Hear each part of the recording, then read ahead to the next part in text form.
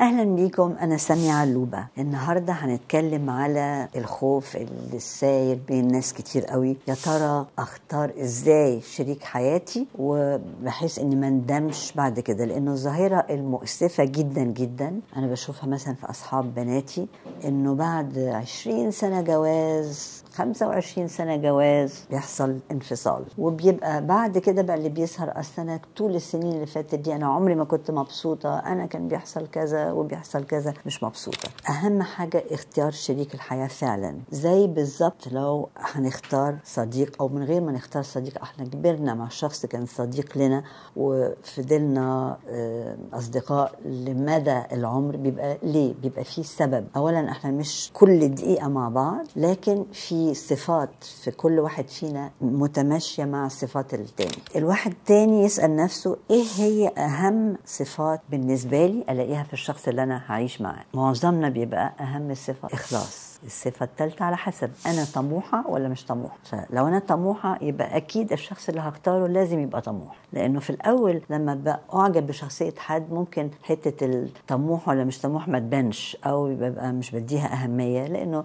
الشخص ظريف وبيضحكني وببقى دايما حاسة إني مرتاحة له. لكن ممكن قوي يبقى ده شخصيته هيقعد طول الوقت بس همه إنه يبقى يضحك وينكت، واخد الحياة خفيفة قوي، مش بيعمل تخطيط لحياته ازاي هيكمل يكبر وينجح، ومفيش طموح. لازم يبقى لايق عليا من الجانب ده. حاجة تانية، انا اجتماعية قوي، لا يمكن هختار شريك حياة غير اجتماعي، لاني برضو اول كام سنة يمكن واحد هيستحمل، بعد كده لا، انا بشتغل كتير لكن كمان اجتماعية، بحب برضو اخرج واشوف ناس مختلفة، فبحب الحياة. لو ركزت على الصدق يبقى طبعا لو الاقي انه الشخص اللي انا بحاول انمي علاقه دائمه معاه بيكذب كتير، يبقى لا، من اول هبعد. ودي كمان الشطاره، انه اعرف ازاي استخدم عقلي في وقت اختيار شريك الحياه. ممكن يكون قلبي بيقول لا انا حباه دلوقتي ومستظرفاه، لكن عقلي بيقول لا ده حاجه بيكذب كتير، يبقى مش هقدر اعيش معاه. في نفس الوقت هختار الصفه بالنسبه لي ايه، انا بحب الكرم ولا ما يهمنيش قوي. لكن اكيد كلنا البخل الزايد بيضايقنا. لو شريك حياتي بخيل زيادة عن اللزوم مش هستحمل، فيبقى برضو الصفة لازم تبقى موجودة في شريك حياتي. نراجعهم بسرعة: الأمانة، الإخلاص، الطموح، الكرم، الإيمان. ده مهم جدا لأنه دي حاجة من الحاجات اللي بتشكل الأخلاقيات. حاجة بقى تانية، زي ما بنقول إن كل واحد له شخصية وله طباع، مثلا أنا غصب عني ما بستحملش الصوت العالي، فلا يمكن يبقى شريك حياتي صوته عالي. والصوت العالي مش بيبقى بس بتكلم بصوت عالي، بتبقى كل حركاتي وشخصيتي عالية، بتحرك كتير، بشوح كتير، نرفز بسرعة. تبقى كمان اللغة اللي الشخص اللي أنا هتعامل معاه بيستعملها. أنا برضو أوقات الكلام القوي الغير مهذب بيخليني غصب عني أدمع، فما أحبش أبقى بتعامل مع حد هيستعمل لغة قبيحة. فكل الحاجات دي مهمة. في الأول الواحد بيتغاضى عنها وما بياخدش باله، لما بتتكرر يوم بعد يوم بعد يوم بتعمل مشاكل. فيبقى الخوف وارد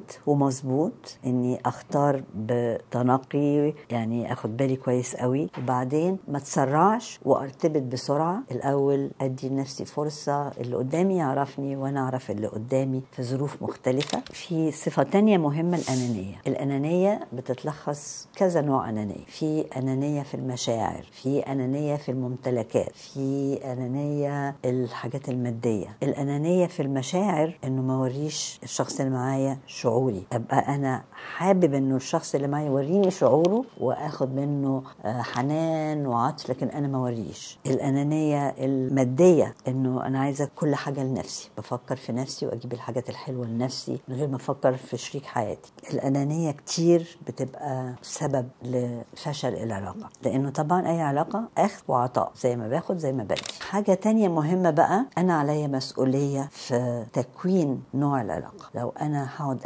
اقبل واسكت، واصل شريك حياتي بيعمل كذا، اصله بيكلمني بالطريقه الفلانيه، اصله فانا بقبل ليه من الاول؟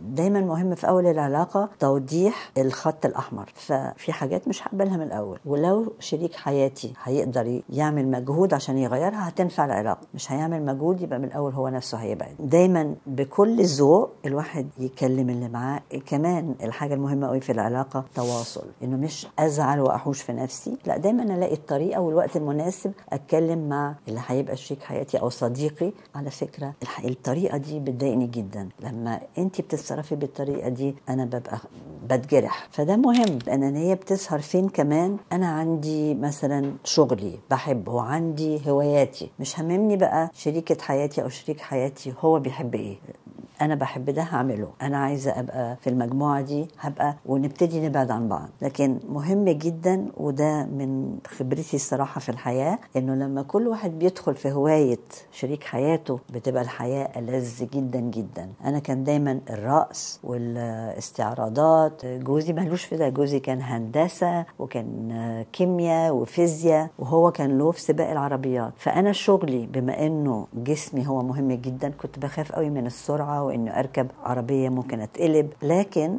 هو شجعني اني اكمل المجال بتاعي. بعد ما اتجوزنا وبعد ما خلفت كملت المجال واخدت حصص رقص وبقيت اروح اعمل كورسات وهو يجي معايا وهو ياخد باله من البنات، وفي نفس الوقت انا دخلت معاه سباق العربيات واتقلبنا بالعربيه وكل حاجه، بس دخلنا في مجالات بعض، فبقى في وقت مسلي بنمضيه مع بعض، بتبقى دايما العلاقه ألذ مسليه. فالصراحه لغايه ما توفى جوزي الاولاني كانت العلاقه الحمد لله. كان ناس كتير يعني بيسالوا ازاي احنا بكل السنين دي 40 سنه 45 سنه مع بعض لكن مش طهقانين من بعض.